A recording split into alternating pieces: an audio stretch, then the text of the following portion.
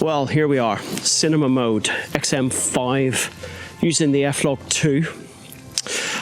I'm Ed, and welcome to this video. I'm recording this the day after having reviewed the footage that you're going to see after this intro.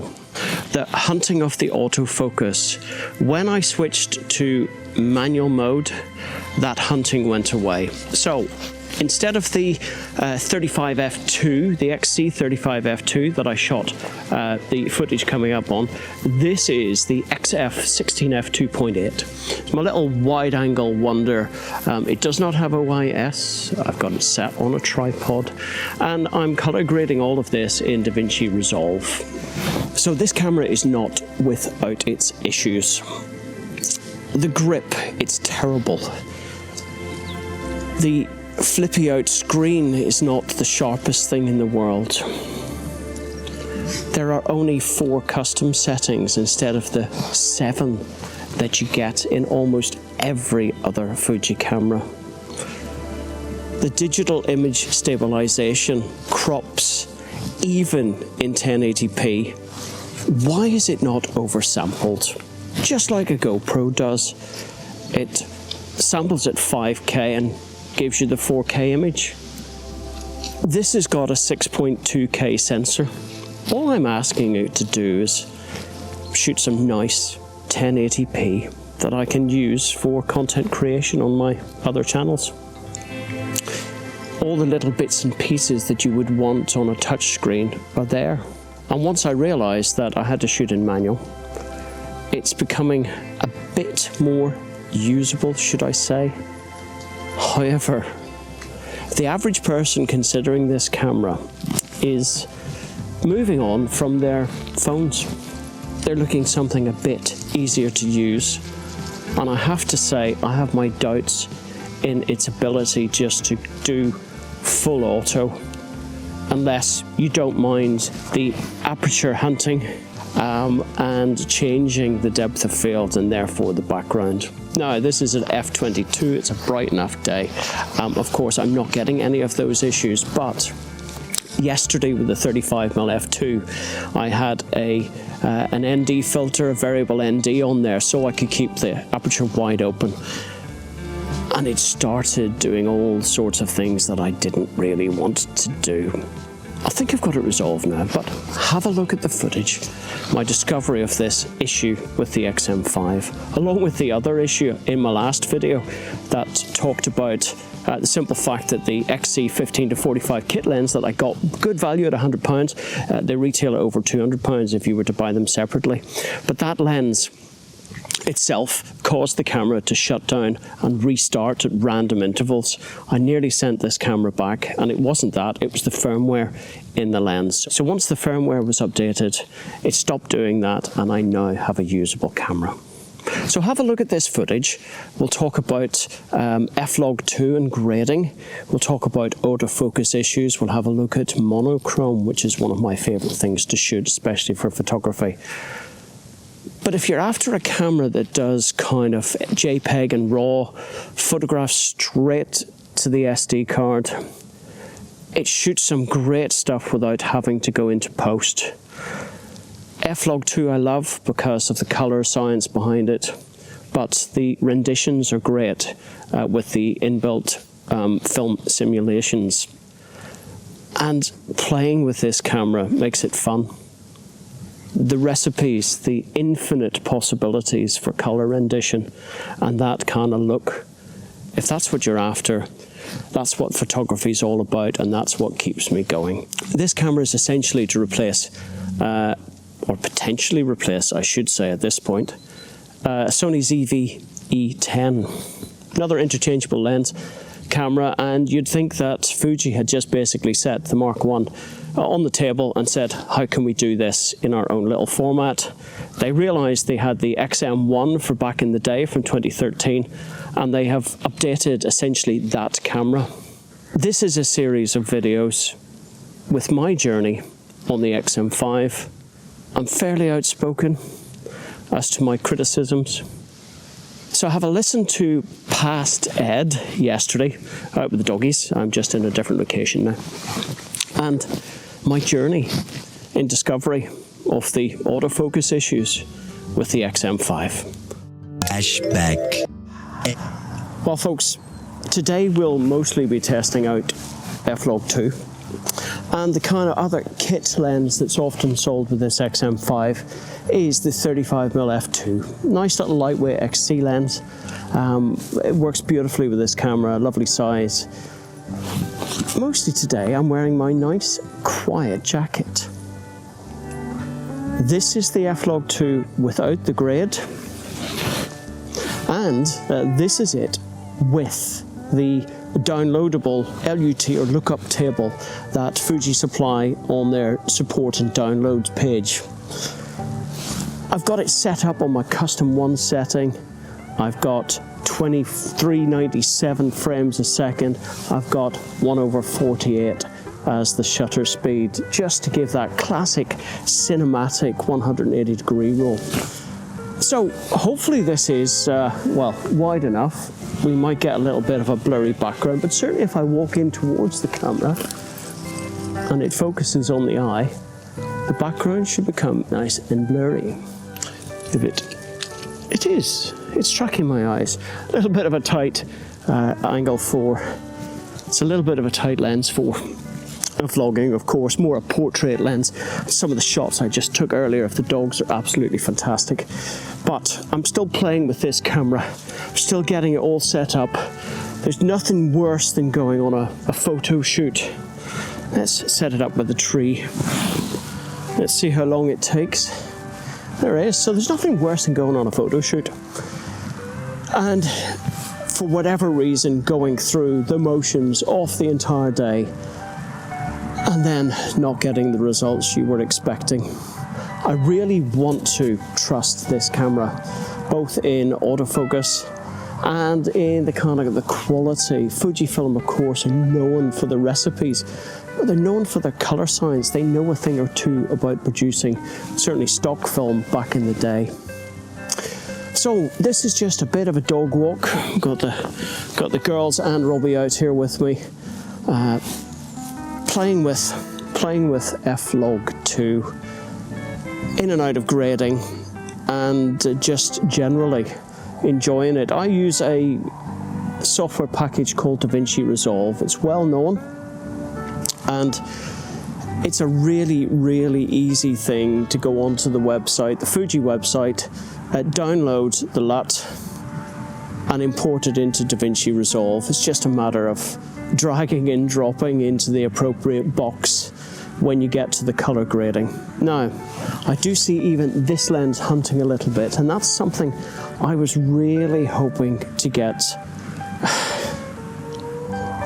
Autofocus was presumably fixed for this camera using the latest software and firmware, and it was hoping to be rolled out.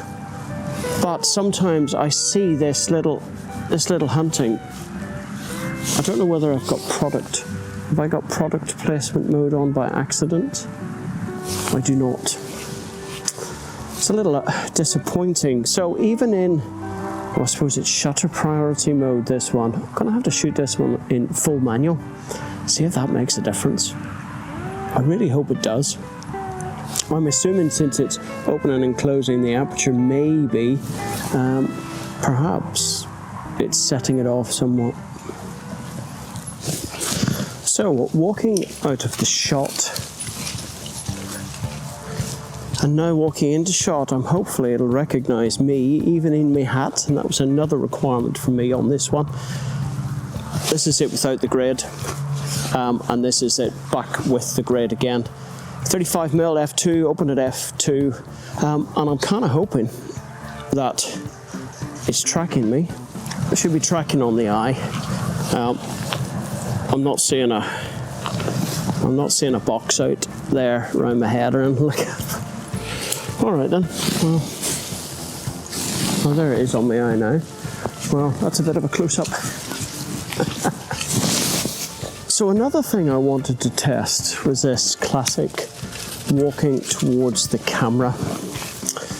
I'm kind of enough off a screen to see where to kind of stop and the angle. And I'm just wondering, what that looks like. I'm in full manual now, FLog2, still using the 180-degree rule at 24 frames a second. 48, 1/48 for the shutter speed. Now I'm going to walk out of frame, let it do its focusing thing, and then I'm going to walk back. Kind of hoping that's good enough. Kind of glad I'm wearing my quite drab jacket. Again, this is all test footage. I have no idea whether I'll actually include it in a video. So let's walk towards the camera. It's about waist level. And how's that? Is that at the minimum focus distance? Still got my eye, even though I've got my hat on. And that's really, really nice to see.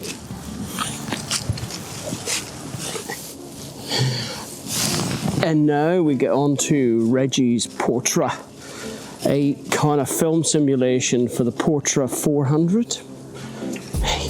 Probably most of you aren't familiar with that sort of thing. So it's kind of what we're trying to do here. Representative of the actual colours produced by your brain and your head and your eye. And that's what it's all about. So Reggie's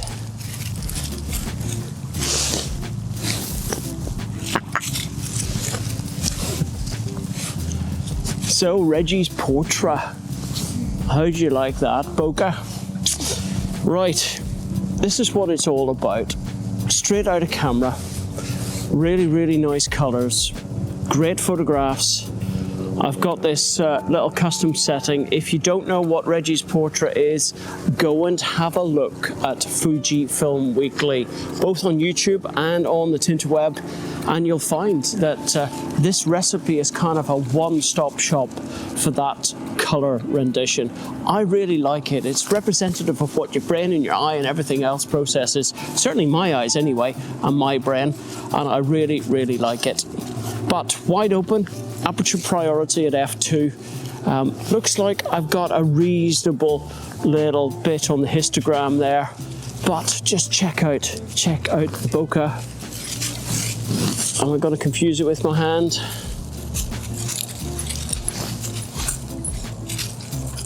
Let's see how long it takes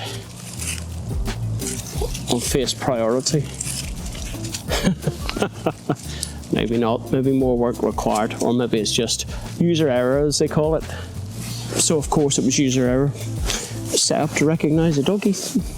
Anyway, let's see if it focuses on the hand. There it is. Back again to me. Let's see, product priority is not on, but as it loses tracking of the eyes, it should focus on the hand, and then back to me. So there you go, user error, nothing to do with the autofocus system at all, but just check out that bokeh. F2, wide open, and you've got something in your ears, hey? It's got ear jewelry. It's on me, and I'll drop in. So it's on ISOmatic, as they call in Fujiland. That means that it's set for a minimum shutter, again the 180-degree rule, and I'm letting the auto ISO sort itself out. Hopefully it's exposing correctly for my face. It's certainly focusing, I can see the eyes on there. And Robbie approves. There he is. It's tracking his eyes a little bit, but mostly it's eyes on me, eyes on me. I think that's another thumbs up, successful test. Let's see if I can fool it into focusing on my hand, maybe if I leave it long enough. But I have to say, well, happy with it so far. Spooky wood walks, best in monochrome. Looking for that lovely kind of B-roll. But for me, it's just about photographs in monochrome. There's just something about it that's absolutely stunning. You take away the colour, and all you've got is the contrast with the light and the dark and balancing the shot. creating that kind of moodiness about it all. But equally good for a little bit of impact as far as video is concerned. I hope it looks good. Gonna track towards the camera. And there we go, finally, still tracking the eyes with a hat. A little bit of bokeh. Hopefully the autofocus is pretty smooth with this Fuji 35mm f2. So there you have it, the final test is over. Just a little bit of a walk out in the woods with the dogs. This is just for my own enjoyment, my own getting to know the camera, setting up the menus, and further down the line I'll share with you kind of the settings that I use, and you can try them out yourself. Why not? Why not set up a camera the way somebody else has done it, and hopefully you get the same results. The FLog, absolutely stunning. Yeah, I think it's kind of my new favorite color science. So easy to use in the end. On that note, on ease of use, this is the Pocket Rockets, the Fujifilm X-M5. I'm Ed, thanks for watching, all the best now, bye bye.